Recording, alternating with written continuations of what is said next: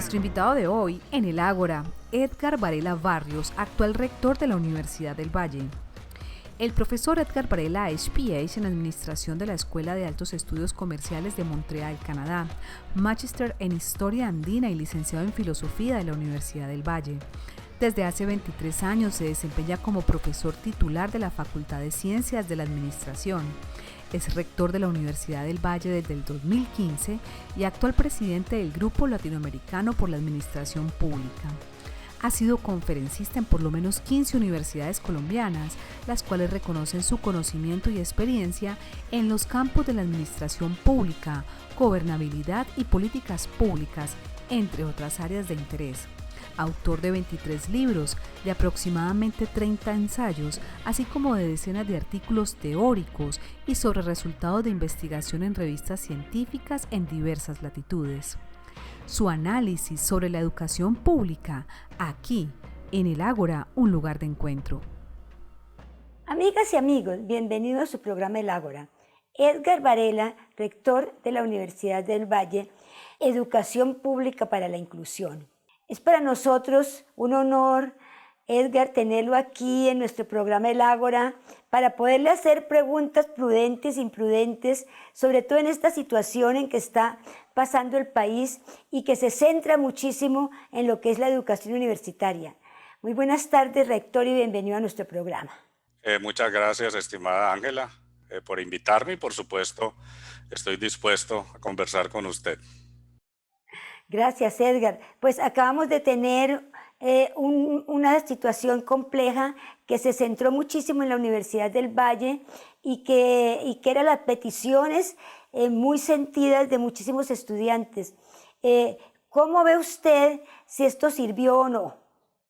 Bueno, yo creo que ha habido una movilización social sin precedentes en mi larga vida, que soy profesor hace muchísimos años. No recuerdo otra manifestación de indignación, de protesta, de movilización tan grande como la que se ha dado durante las últimas semanas a partir del paro del 28 de abril y, como usted lo dice, con una participación muy amplia, no solo de jóvenes universitarios, sino de la juventud en general y también de otros sectores sociales. ¿Qué percibo yo allí?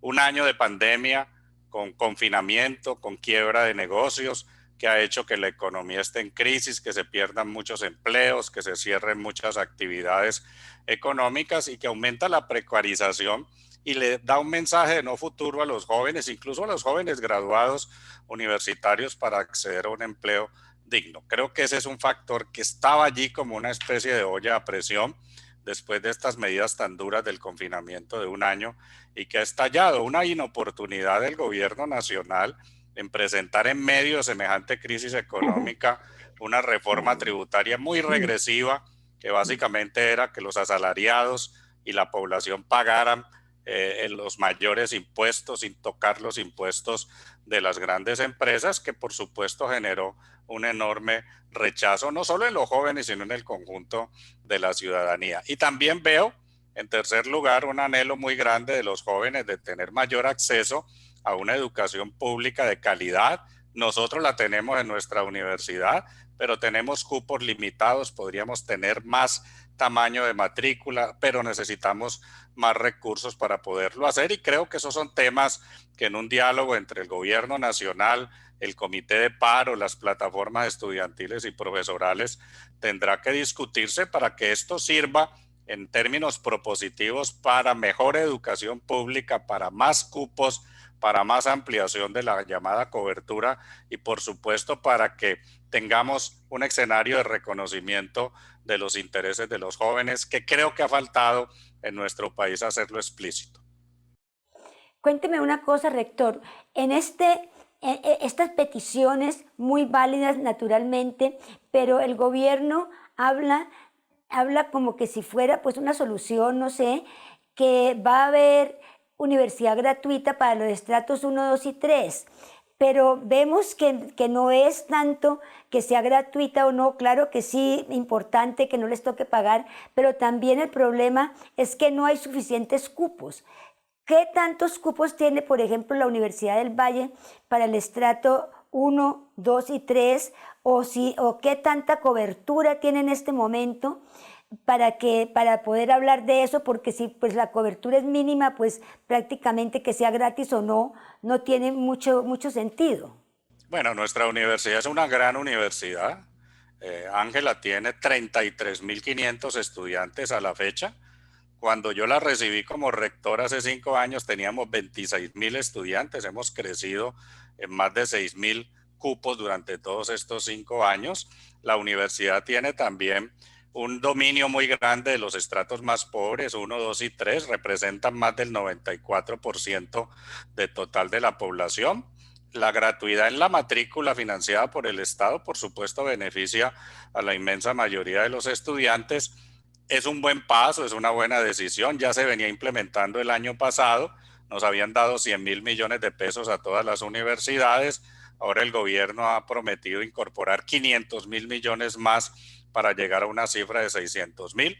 El único comentario sobre matrícula de gratuidad que hago, que lo he dicho en distintos medios, es que se requiere que esto no pase un solo semestre, sino que se convierta en una política pública y que en países, que copiemos países como Brasil, México, Costa Rica, Cuba, que tienen gratuidad en la matrícula desde hace décadas para la educación superior. Y por supuesto también se requiere muchísimo más recursos financieros para ampliar los cupos, porque con la matrícula cero, la gratuidad de la matrícula, pues se garantiza que no haya deserción, eso es verdad.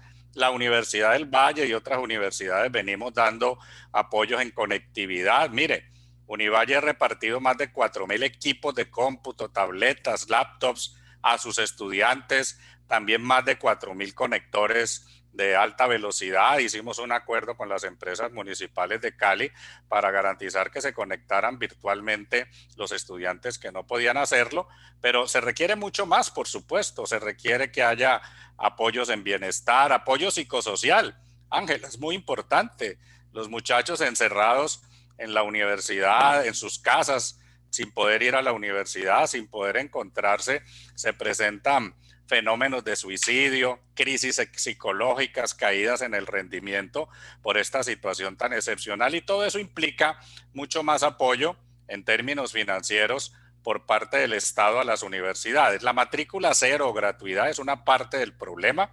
Reconozco que es un punto de avance importante, pero no es lo más importante. Lo más importante son más recursos financieros. Nosotros hemos propuesto que se modifique la Ley 30 de 1992, aumentando en 4 o 5 puntos durante un periodo de tiempo de varios años la asignación presupuestal a las universidades, porque esto es lo que nos permitirá tener pues mucho más cupos y crecer. Univalle tiene en su plan de desarrollo previsto llegar en el 2025 a 40.000 estudiantes, es decir, aumentar 7.000 cupos más, con lo que en mi rectoría pasaríamos de 26.000 a 40.000, que es un salto muy grande, y lo mismo deben hacer otras universidades públicas que también hemos hecho el esfuerzo. Hoy hay cerca de 700.000 estudiantes matriculados en las instituciones educativas del Estado y aspiramos que con un modelo de más financiación se pueda hacer una ampliación significativa de los cupos universitarios. Muy importante, rector, pues sí, porque prácticamente lo que se está hablando muchísimo es la falta de cupos. Vamos a hacer una pausa para comerciales y ya regresamos.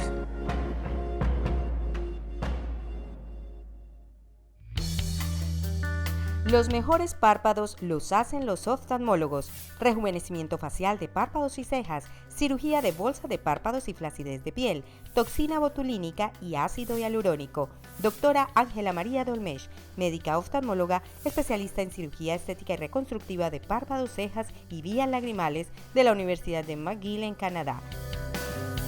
Clínica de Oftalmología de Cali, carrera 47, número 8C94, consultorio 211, teléfono 511-0267 en Cali. Visiten a Chira, uno de los 10 finalistas en el 2016 de los Premios Mundiales de Hábitat, reconocida internacionalmente como mejor práctica. Conozca el baño seco y compostero, la cocina solar, la fuente de la Pachamama. Asista a una velada a la luz de la luna, piérdase en el laberinto, vea cómo funciona una biciducha, aprenda cómo se hace el papel hecho a mano y los juguetes de desechos reciclados, disfrute de una noche en familia en la Ecoaldea, conozca los proyectos productivos que constituyen la columna vertebral de esta Ecoaldea de mujeres, saboree los mejores platos vallecaucanos, haga sus reservaciones con anterioridad, atendemos congresos, grupos y colegios, visite nuestra página web www.nachira-ecoaldea.org. Corregimiento El Bolo San Isidro, a pocos metros del Parador Alaska. Nachira, ganadora del galardón a la mujer vallecaucana 2018 en el ámbito económico. Ana María Morales García, intérprete, traductora y profesora de inglés, entornos presenciales y virtuales, teléfono 311-755-2776 en Cali.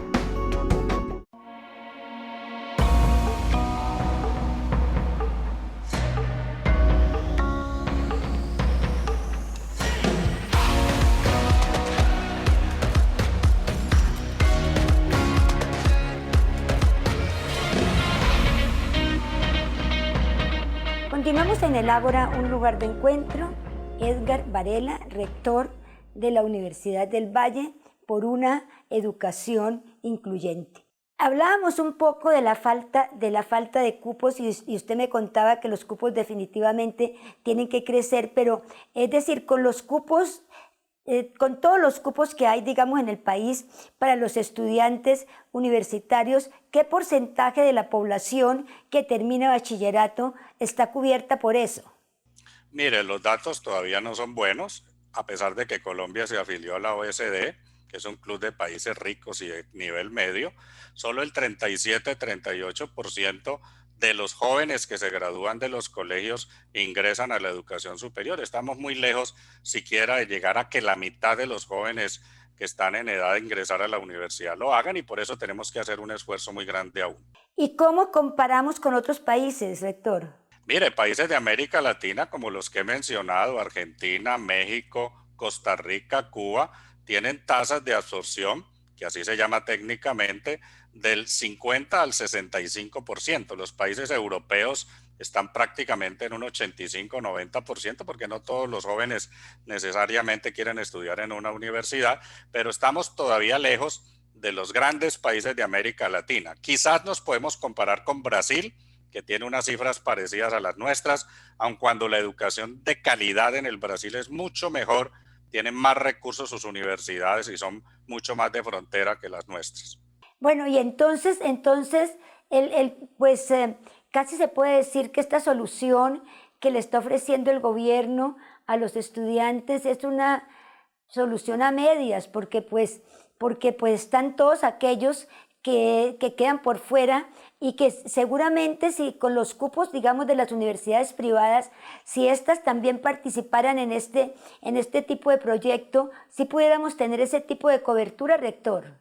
Mire, los cupos universitarios no son baratos. Le voy a dar el dato de Univalle. Un estudiante de Univalle promedio le cuesta a la institución entre 14 y 15 millones de pesos al año, que son más o menos 7 millones por semestre. Eso es básicamente lo que una privada cobra, como la Javeriana, el ICESI, la San Buenaventura, para poder cubrir el costo de los estudios. Por lo tanto, si queremos ampliar 2.000 o 3.000 cupos, tenemos que multiplicar por 14 millones.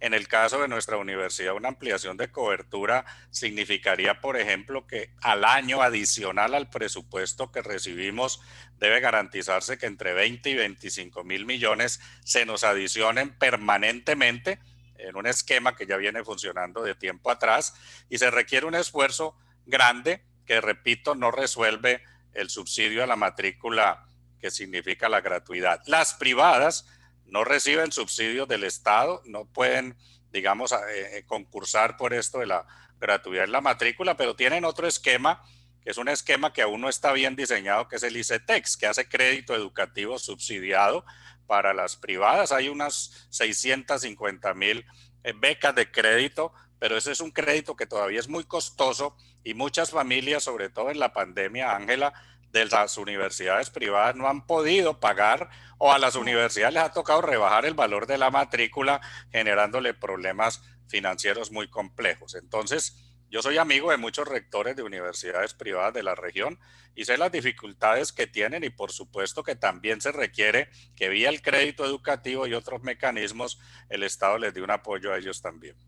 Sería importante que toda la sociedad entrara como parte de esto, así como por ejemplo las empresas apoyan el SENA, pues también sería importante que apoyaran también las universidades privadas en alguna forma para que nuestros jóvenes pudieran educarse bien y no tengamos los problemas que hemos tenido ahora, porque yo me imagino que las protestas no solamente son para la gratuidad, pero también es para el acceso a la educación superior. Sí, claro, usted menciona el SENA, que es un muy buen modelo. Nosotros lo envidiamos, se lo digo, Ángela. Mire, el SENA este año 2021 tiene él solo un presupuesto de 4,5 billones, que es superior al dinero que el Estado le da a las 32 universidades públicas. Y por eso el SENA, desde hace muchísimos años, es gratis. En el SENA no cobran por ningún programa, por los cursos. Tienes unas plataformas gigantescas, más de 36 sedes, y se confinancia con recursos que son importantes y que han permitido que ayude mucho en la formación para el trabajo cuando el SENA no es una universidad. En el caso de las universidades, nosotros requerimos un incremento importante de recursos precisamente para poder ampliar significativamente los cupos y llegar, digamos, en la meta de unos 5 o 7 años, siquiera un 50-52% de absorción, que por lo menos uno de cada 2 jóvenes que sale de los colegios tenga garantizado su ingreso a la universidad. Porque fíjese que el SENA funciona precisamente con recursos de la empresa privada y esos recursos también podían servir también para las universidades. Sí, mire, nosotros hemos trabajado con la empresa privada, sobre todo en proyectos de asesoría, consultoría, Univalle, la de Antioquia, la Nacional, las grandes universidades, logramos equilibrar el presupuesto también por la venta de servicios y por las alianzas estratégicas que hacemos con las empresas, pero todavía no hay en Colombia una tradición que sí hay en Estados Unidos y en Europa, donde hay becas y hay donaciones importantes del empresariado a las universidades públicas. Eso es todavía muy excepcional en Colombia, pero usted tiene razón. No basta solo la financiación del Estado, sino que se pueden buscar mecanismos que se puedan amplificar. Nosotros tenemos algunas becas de algunas empresas, de algunos bancos, de algunas entidades que benefician a estudiantes de manera focalizada y eso es positivo, pero todavía funciona en una escala muy pequeña. Se requiere mucha más solidaridad del sector empresarial, incluso con modelos parecidos al contrato de aprendizaje que tiene el SENA. El muchacho va y hace una pasantía en la empresa o en la organización social o en la organización pública que sea, y allí va enganchándose y puede luego vincularse laboralmente. Es un modelo que falta extender a la universidad pública y también a la propia universidad privada, que también podría aplicar este tipo de mecanismos como se hace en otros países. Pues sería muy importante porque si en alguna forma se quiere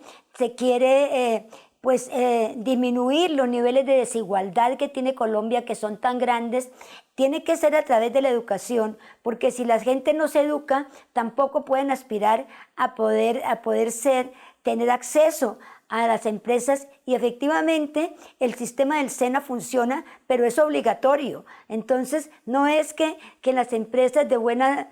Pues qué bueno, qué rico, vamos a ayudar a financiar becas. Tendría que ser en alguna forma, así como es el SENA, algo que sea verdaderamente obligatorio. Bueno, yo creo que se puede trabajar en políticas de ese tipo, estamos abiertos a distintas opciones, pero no hay que olvidar que se trata de que la educación pública fundamentalmente la financie el Estado, porque no hay mejor inversión que invertir en educación en términos de inclusión social y de inclusión al empleo, que es el tema que yo creo que es central en el reclamo de los jóvenes en este momento con las protestas que estamos viviendo. Sí, claro, sí, tiene mucha razón, la inclusión al empleo. Vamos a hacer una pausa para comerciales y ya regresamos.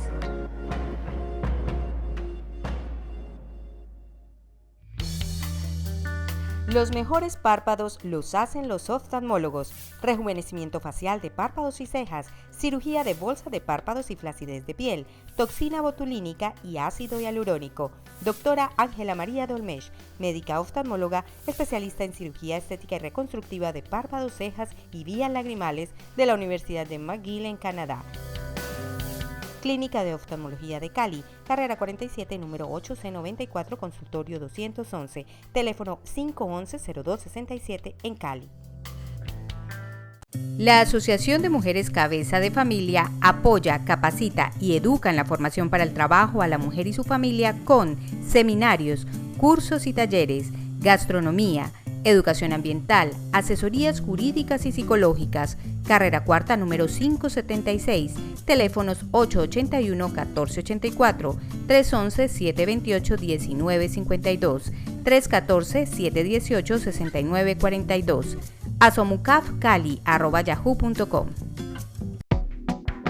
Ana María Morales García, intérprete, traductora y profesora de inglés, entornos presenciales y virtuales, teléfono 311-755-2776 en Cali.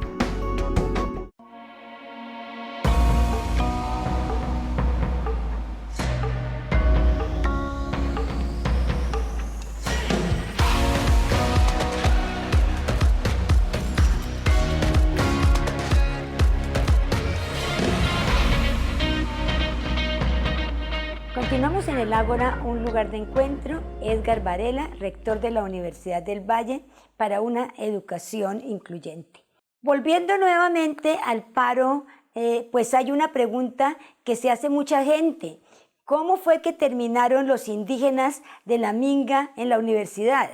Bueno, los indígenas tienen una larga tradición de llegar a Cali y ser acogidos en el campus de Ciudad Universitaria. La gente no conoce que en la universidad hay más de 800 estudiantes indígenas matriculados, que ellos tienen un cabildo y tienen una maloca en Ciudad Universitaria. En solo Ciudad Universitaria hay más de 400 indígenas. Ellos tienen gobernador indígena en la universidad y siempre han sido los intermediarios para que sus parientes y las gentes de sus propias etnias se vengan a la universidad, y además porque la universidad es un espacio gigantesco de 100 hectáreas, tenemos 5.000 árboles, Ángela, es un bosque y permite tener un buen esquema, incluso en pandemia por los temas de bioseguridad.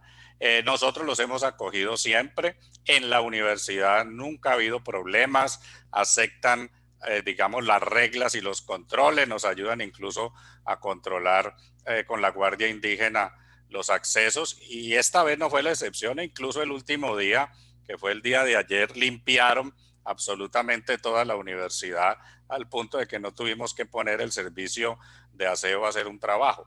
Creo que se han presentado problemas fuera de nuestra universidad, como toda la gente lo sabe.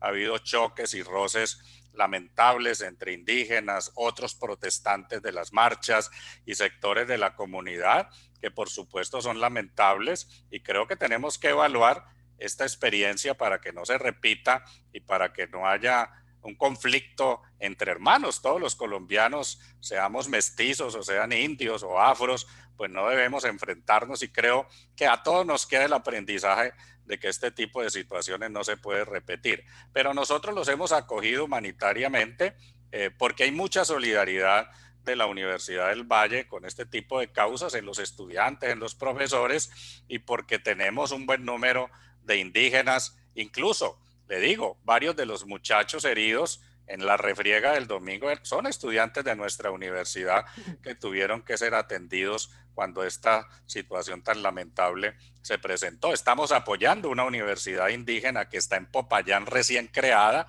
la vamos a fortalecer.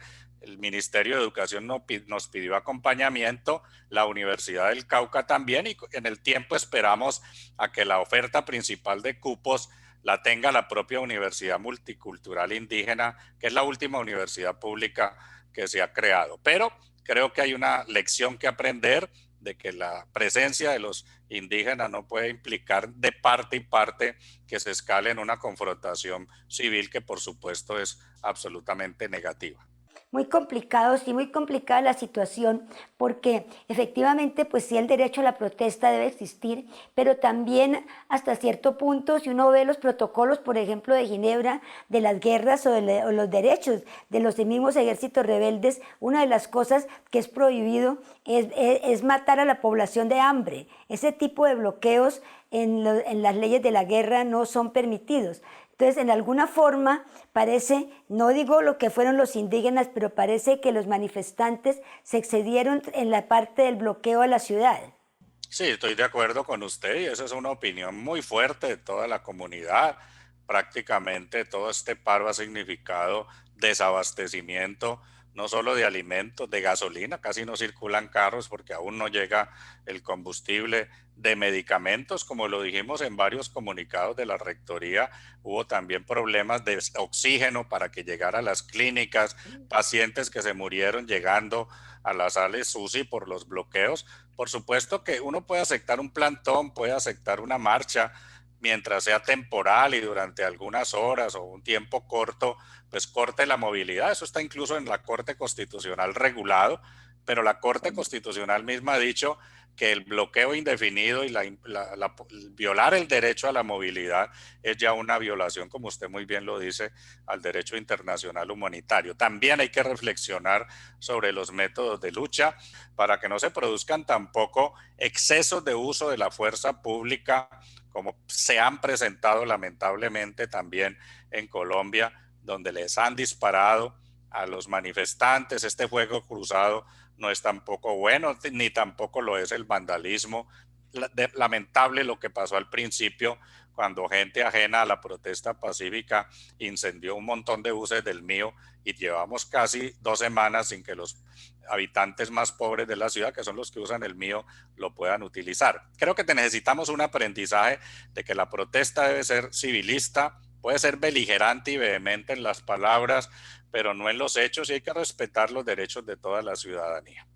Sí, muy importante y no sé si hasta qué punto, desde el punto de vista de la universidad, siendo que pues igual usted nos decía que la universidad ha puesto muchas de las víctimas, también hay alguna forma de que esta parte se encauce para que no vaya por esos lados, o hay algunas directrices que definitivamente vienen con la idea de matar a la población de hambre. Yo no creo que haya una directriz explícita, yo creo que es en medio del escalonamiento, de hacer exigencias cada vez más fuertes, de la falta a veces de respuesta de la contraparte, que se presentan este tipo de situaciones. Eso pasa en muchas protestas sociales, y quiero señalar que es muy importante el diálogo, trabajar sobre las agendas más de fondo de este paro. No es solo la reforma tributaria, la reforma a la salud, son temas más gruesos los que yo creo. Chile tuvo una situación muy difícil en el 2018, parecida a la colombiana, y la salida política fue una reforma constitucional que en estos momentos incluso se está implementando. Algo parecido tenemos que hacer en nuestro país para darle una salida estructural a este paro y a la situación tan conflictiva que tenemos en medio de un marco de pandemia y de desigualdad. Muy importante, sí, y tiene usted toda la razón. Ya como la última pregunta, rector, pues dicen que todos los profesores van a ser vacunados. ¿Cómo va eso? Sí, es verdad. Nosotros le mandamos una carta a la ministra, conversamos con ella, luego con el ministro de Salud, y en la tercera etapa de vacunación, que empieza la semana próxima, va por todo junio. El compromiso del gobierno nacional es que la totalidad de los maestros del nivel primario, secundario, los profesores universitarios y los empleados administrativos vamos a ser vacunados. Se supone que al final de junio o comienzos de julio. Esa es una muy buena noticia porque nos va a permitir aumentar la presencialidad, lograr que los jóvenes y los profesores retornen a los campus y a las sedes de nuestras universidades. Bueno, muchísimas gracias, rector, pues muy importante. Verdad que le agradecemos muchísimo que nos haya acompañado en este programa. Fue muy rico conversar con usted. Muchas gracias a usted. Y a ustedes muchísimas gracias y continúen en Telepacífico.